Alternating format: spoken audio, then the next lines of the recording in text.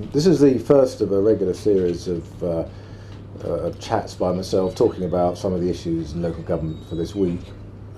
This particular week has obviously been a very turbulent one in politics. We've just had the Labour Party conference on. Gordon Brown, who a couple of weeks ago was looking extremely rocky as Prime Minister, has certainly for the moment survived it. There's certainly going to be a cabinet reshuffle coming up in the next couple of weeks. It's the news of which was precipitated by the revelation that Ruth Kelly is resigning as Transport Secretary. She used to, of course, to be the Local Government and Communities Secretary before Hazel Blears. We don't know what's going to happen to that particular post, but there could be a knock-on effect, like dominoes, across the cabinet. That'll be in a couple of weeks' time. One of the other issues, of course, has been the ongoing impact of the credit crunch. We in MJ this week have run a story about some of the increasing concerns among chief execs and senior managers in local government about the impact of the credit crunch, some of their concerns, which are likely to be raised at the next Solace conference coming up in October in a couple of weeks. Plainly they're concerned about impact on budgets, on staffing. We've got a series of councils who've announced staff reductions and cuts and so on due to budgets.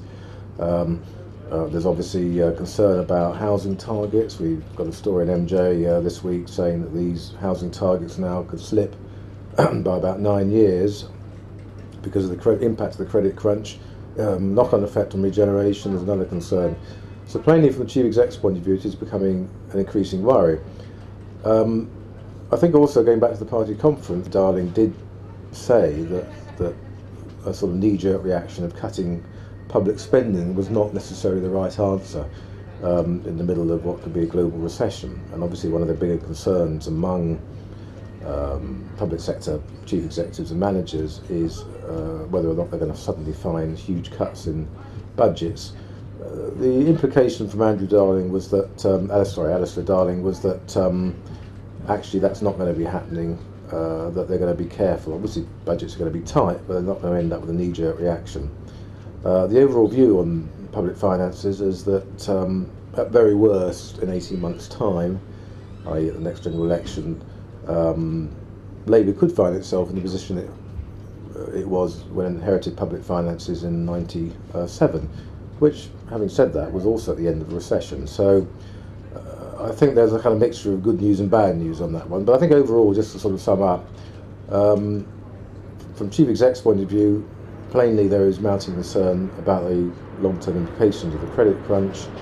At the same time, I think there is some realism in the government that they've got to make sure they don't end up turning what has been a global recession into a real homegrown recession by slashing and burning public spending.